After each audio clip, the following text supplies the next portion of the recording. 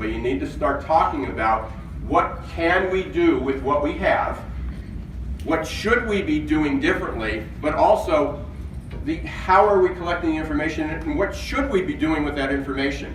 And then we need to understand the technology that will help us to do that. Now, whether you change or not, whether you do anything that I suggest this morning or not, there is one thing for sure. The one thing for sure is that technology will disrupt your world, personal, business, company, society, community, more than ever.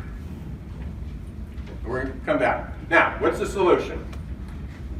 We, as HR, especially representing the humans at work, and soon to be the robots as well, the algorithms, we need to act responsibly, and we need to consider all the unintended consequences. And that's a huge order, because we don't know what all the unintended consequences is.